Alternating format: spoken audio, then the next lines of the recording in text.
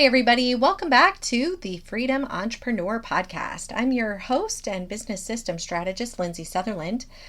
Thank you so much for joining me.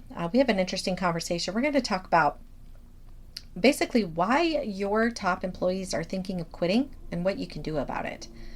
I think the number one fear as a business owner is losing team.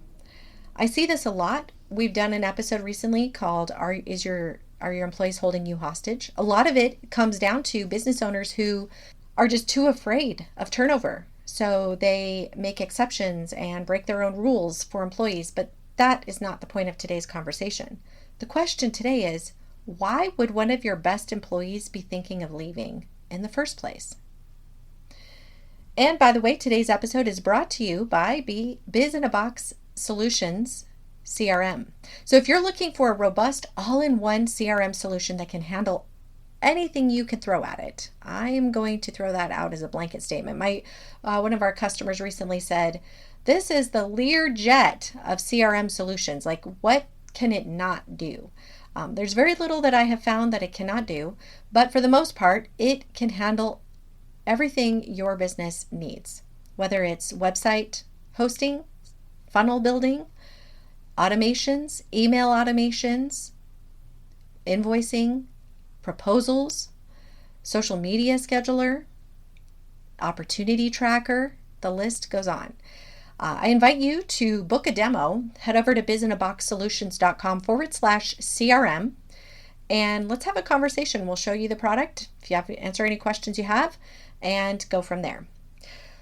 Okay, so I remember back in the day, this is going back a long time ago, and it's a funny side story. So I'm going to start out with this. I used to work at PetSmart. It was one of my first jobs.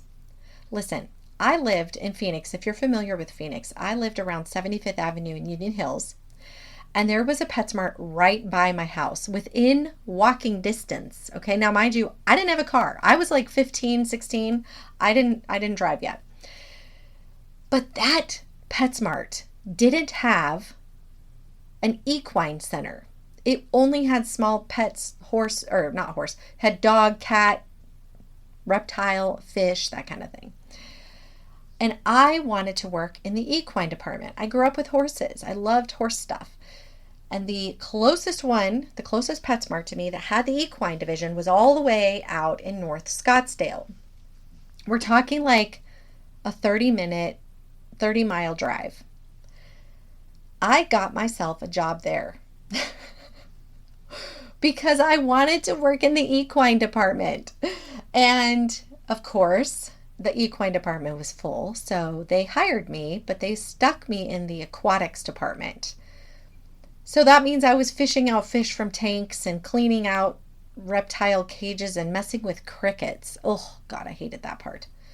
But I did it all with the hopes that one day I would get to go to the equine department as soon as there was an opening, because that's the promise they made when they hired me. So lo and behold, the day comes. Somebody is leaving the equine department, and I'm like, yay, I'm a shoo-in, let's go. So I go to the boss, and I'm like, hey, of course, first of all, let me preface this by saying I was under the impression they remembered my conversation. They knew that whole time, just as much as I knew that I wanted to be in that department. I assumed they knew that. That's important. We're going to get back to that. Well, after a little while, I saw they were interviewing people for that department, and I started to get a little nervous. And I thought, oh man, I better say something. So I go to my boss timidly and I said, hey, I noticed there's an opening in the equine department. Are you considering me? I know when I started, that was my big thing, is I wanted to work back there. And she had forgotten. Of course, this was the middle manager, so I don't even think was really aware. Anyway, she comes back to me a couple days later and she says, okay, well, we've decided we're not putting you back there because here was her answer. You're too good on the floor up here, and this is the busiest department, and we need you up here. Oh my goodness. Guess what? They lost their, quote, good employee because it was no longer worth it for me to drive 30 miles when I could walk to a PetSmart by my house and do the same thing if that's what I wanted to do. I quit. I found another job. Is your business the baby that never grows up? It keeps you up at night, interrupts date night, and forget taking a vacation because you can't ever find the right sitter. Good news. Our signature Clockwork Method program turns your business into the independent, thriving operation it was meant to be. We help you build the processes that empower the people to scale with profitability without you micromanaging every detail. The Clockwork Method isn't just another coaching program that leaves you with a heap of to dos, just adding more to your plate. In this program, we build the systems with you, handling the big tech heavy lifting that just slows you down. Ultimately, the Clockwork Method is here to help you transform your business from that needy, dependent operation into a mature business that runs itself. Discover more today at theclockworkmethod.com. So, what can we learn from that? I mean, Lindsay, here I was just 16, right? I wasn't very old, but it's important because the same thing happens in so many cases. And I think that story really demonstrates a lot of what I want to talk about today. So, first of all, your employees are not going to ask you for feedback.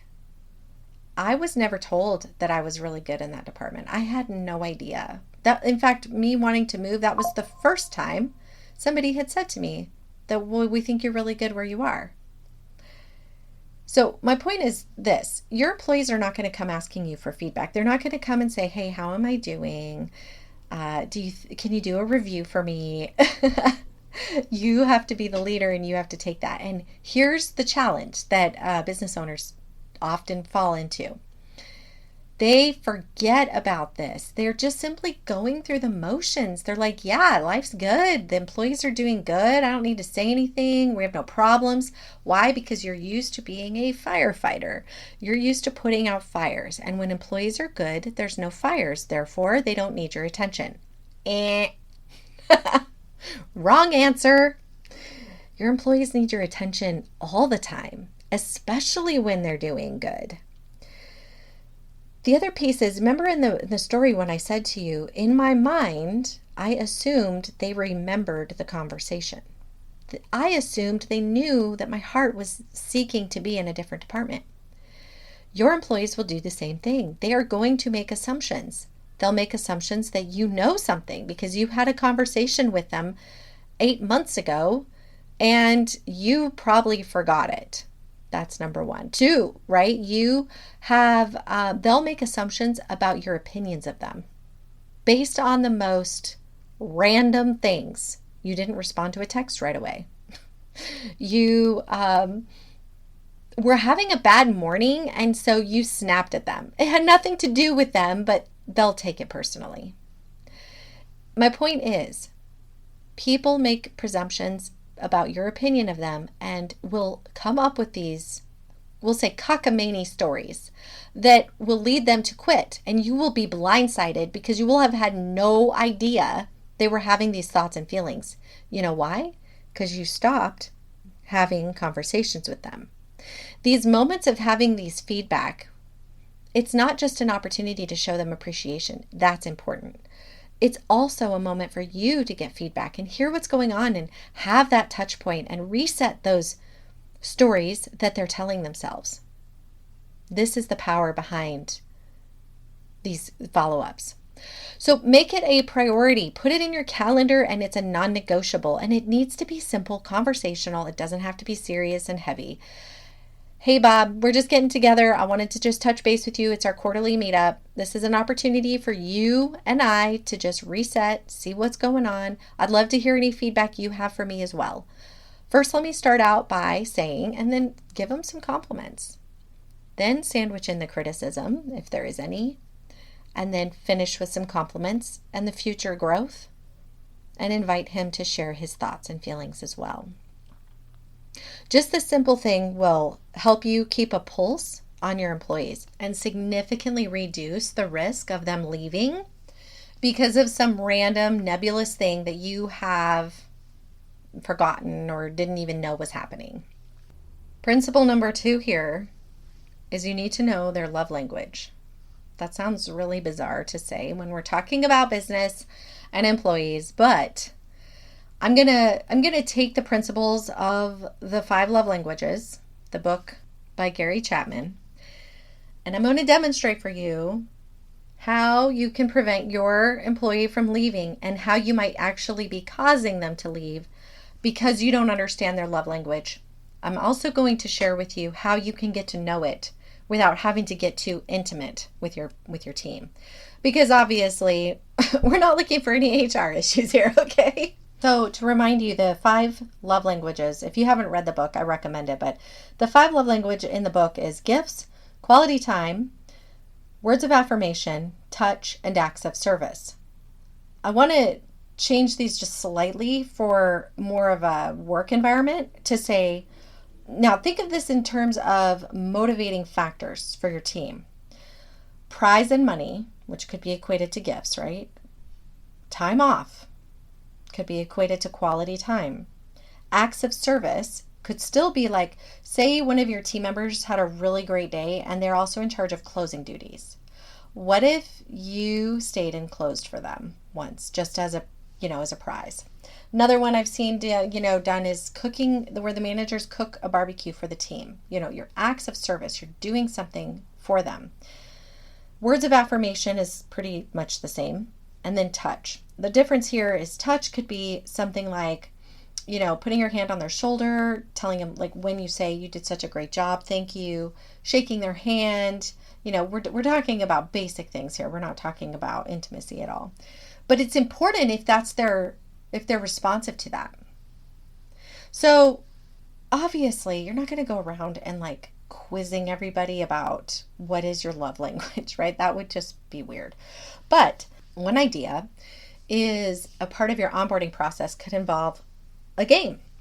I used to do this, and when I interviewed people, I would play Would You Rather. And for me, it was more or less because I was trying to determine, how did they work? Did they prefer working in a team or did they prefer working individually? Did they prefer one thing over another? So I would put the game Would You Rather on the table because it forced them to choose one. They couldn't choose more than one. And in fact, if they did choose, like, I don't know, or more than one, I didn't choose them because they were not decisive. I wanted people that were decisive. That in and of itself was telling. So when you do the Would You Rather game, you could even do it on a piece of paper, but you could say, we want to know what motivates you. So we're going to play the game Would You Rather. Would you rather receive a prize of $500 in cash or an equal gift worth $500? Or would you rather receive 2 days off paid, 2 extra paid vacation days? Let them decide. I mean, right there, you can easily find out if they're money driven or quality time driven. You could do the same thing. Like, would you rather your boss just praise you in front of the team or offer to do closing duties for you? Let them choose. Again, now do they like words of service or words of affirmation or acts of service? So that's an easy way to find out, what people are doing, because you want to be able to offer prizes and motivation that matters to people. Because when you don't, they will go, this is what ties into the culture, right? It ties into the culture. So people will be like, I just don't feel like I'm getting appreciated here, and they'll move on. Doesn't mean they're not getting appreciated. You might be giving them praise when their love language is prizes. Okay? Or you might be giving prizes when their love language is praise. So the point is, they may not feel appreciated. Now, when it comes to touch, this is one where I would just pay attention to somebody's handshake. I think a handshake can tell you so much about a person. If you have a person who is a very affectionate, relationship-driven person, typically they are really strong handshakers. And I don't mean physically strong. I mean like nurturing type handshakes. Like they shake your hand and they cover it with their other hand, or they pull you in for a hug. Okay, those are easy to tell. Those people don't mind a pat on the back or, like touching their arm when you're asking them to do something, those types of things. If they are not interested in shaking a hand, like they don't offer their hand shaked out to you, pretty much they're probably somebody who really just doesn't like to be touched. And in that case, you're better off just not touching them for any reason. That's something I learned about when I studied DISC personalities. So I invite you to go check that out. With DISC personalities, you can tell a lot about a person's personality by their handshake. And it goes more into that detail, I guess you'd say, on that topic. But that is true. And it can be a big deal. Like you can really offend somebody if you touch them when they don't like to be touched. But then on the flip side of it, you can also make somebody feel like you really care about them with a simple touch of the shoulder. So we're talking about a very, very light, basic touch. This isn't anything weird, but it can be important to the relationship you have with your team. Now, the last one I want to touch on is lack of career advancement in a different way. So first of all, I shared with you the story of the PetSmart scenario where I didn't get to advance my career. I'm talking about something a little differently here. This is when you have somebody who's a clear leader in your business. They have taken initiative in some way, shape, or form within their role. Now, this is the kind of person who is clearly interested in moving up the ladder. Not always because they're interested in making more money. It could just be that they want a bigger title that's more about stature, and they have a need within themselves to be more important. That's the reality, more important. What can happen is if they're limited in their ability, or they're told that their ideas don't matter, or that they need to stay in their lane. This is a huge mistake. If your business isn't set up to where these people can grow, they will leave because they will feel stifled. So I invite you to embrace these people and keep boundaries. And the reason I say that is because when you embrace their skill and their desire to move up, and you embrace it within a structure or a framework. So say, for example, you have a young person and they are really showing leadership. They've taken initiative in certain ways. You're very happy and thankful. You've thanked them. This goes beyond thanking them. Now we're going to bring them in. Hey, we're going to launch a new division and we want your input. Or, hey, we are expanding this area and I noticed you did this over here. I wondered if you wouldn't mind sitting in with us on a couple conversations to share your insight. I don't really have an opening on that department. I want to keep you where you're at, but your feedback really means a lot to me. Just that alone can make that person feel so special. And if they are in a place where they are feeling like their opinions matter, they will stay. They will feel very loyal to you and to your company. But the reason I say to do it within framework is because if you give them too much authority, you can end up having a person who is insubordinate. So it's important to grow them carefully and intentionally. And so I understand, insubordination, but if you give somebody too much power too quickly, it can go to their head. And they will talk back to you. They will start telling you what you need to do with your business. And that's no fun. So invite them in small ways, but you're showing them that their opinion and their leadership counts for something. And that is really enough. Over time, they may step up into bigger roles, but again, it will have happened over time and with a framework. Okay, so obviously that doesn't touch on every reason why an employee might be choosing to leave. These are three, I think, of the most under thought of ones, which is why I wanted to bring some light to them. And I appreciate you tuning in. Clearly, if you're listening to this, you are a leader who is interested in self-development and self-growth, and I want to thank you for taking the time to listen to this podcast. I invite you to continue on your journey of learning about the psychology of humans so that you can truly be a strong leader in your business. That concludes today's episode. Thanks for tuning in. Until next time, bye for now.